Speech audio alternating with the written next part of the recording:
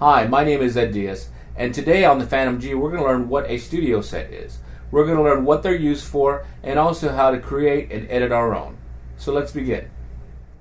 So the first thing we need to do is turn on our Phantom, and we're going to start off in single mode. But in order to get to studio sets, let's go ahead and put our Phantom in studio mode right here. Once we're in studio mode, we're going to see this comment screen come right up. Okay, now this is a studio set, and you see right here it says studio list. Let's explain exactly what this is. A studio list, when I press it, I have 128 users and 8 presets. So what does this mean to me? How come more studio sets weren't put in there? Here's what they're for. A studio set allows you to save time in the studio. So say I'm doing an R&B type song. We can go ahead and press F8 select. And now if we look at all the instruments that are in that studio set, we see a stage phaser, electric piano, we see an R&B bass, we see a tri-lead, and all the different types of sounds that are normally associated with that genre of music. Now let's go back to the studio list. If we go into a Latin studio set, let's press select. Let's go back to number 1, and you'll notice, since it's a Latin set, there's a piano right away, there is a bass right here, an acoustic guitar, flute, horns.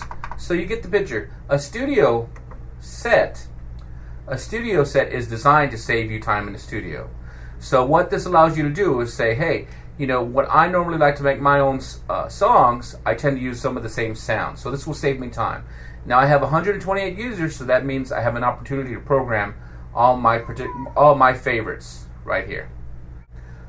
Alright, so let's go ahead and let's create a studio set right here, number 10. So I'm going to press user, initialize set, number 10, press F8 select.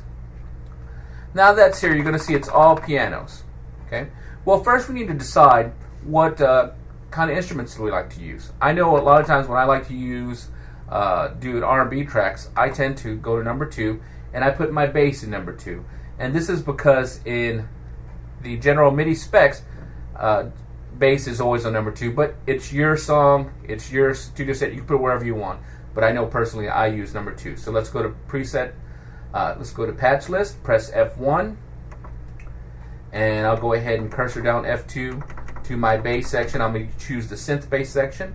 Now I'm spinning the dial wheel, which is just right over here, and I'm going to find the bass that I normally like to use for R&B music, and it's going to be a flat bass. So let me find this real quick.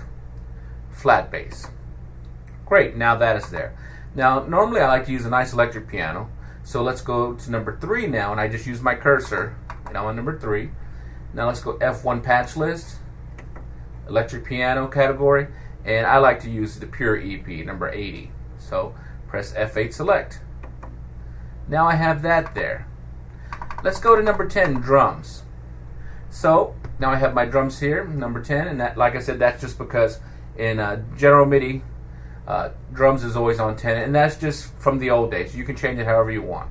But if you're going to try and save this as a standard MIDI file, you need to follow that protocol and put drums on number 10. So let's go to patch list once again. I like to use the LD drum kit 2, press F8 select. Okay. And then I know I like to play on top of it, maybe push a nice lead. So once again, I'll go to number 1, patch list, and maybe I'll go down into the synth lead area, and let's just choose a unison lead 1. Okay, I haven't recorded anything yet, but what I've done is I've kind of lined up all the sounds that I tend to like to use. Okay. Now that the sounds that I like to use are already lined up, you'll notice on the top here it says initialize studio set, but there's just that red check mark right there. What that means is that this initialize studio set has been edited, and do I want to save it? And I do want to save it because this is a normal instrumentation that I like to use when I do certain type of some music. So we'll go ahead and go right to the right part of the screen, and we'll press the red right button right here. Now you see the screen will pop up and it'll say studio set, and I'll press F8 select. Good. And then all I have to do now is just name it. So I can go ahead and name it Ed's right here. Ed's R&B studio set, or Ed's R&B set. So this is going to save a lot of time for you in the studio if you're finding you do certain types of music with certain genres of music, and you don't want to waste all the time looking through sounds. So press OK and just press F8 to write, or you can put it anywhere, and I just press the enter button to pop open the window. You can put it anywhere you want. I'm going to go ahead and keep this on number 10. Great. F8 select and F8 to write. And OK, are you sure? Yes, I am. So now, if I go to Studio List, let's just switch something else. I'll just load that template in there. Now let's go to Studio List and let's find user number 10 really fast. There it is, Ed's R&B set, and now I just called up all my normal sounds that I like to use for my style of R&B music very quickly. So that is what a studio set is for. I know a lot of you guys were out there asking, and as you see, it's pretty easy. Once you do this, you can save your favorite sounds. Now here's something else that we can do within studio sets. If we go ahead and press F8, we can save the settings of our external instruments. So if I'm controlling any other type of MIDI instrument, I can go ahead and save those also within here. So if I'm controlling a V-Synth or a VP7 or a Gaia, I can go ahead and save the channel that I'm working with, the MSB, LSB, and the program change number within that studio set. What that will allow me to do is, anytime that I choose the studio set, it'll automatically put up those external controller settings for me right away. I don't have to do it again. So this will save time as well.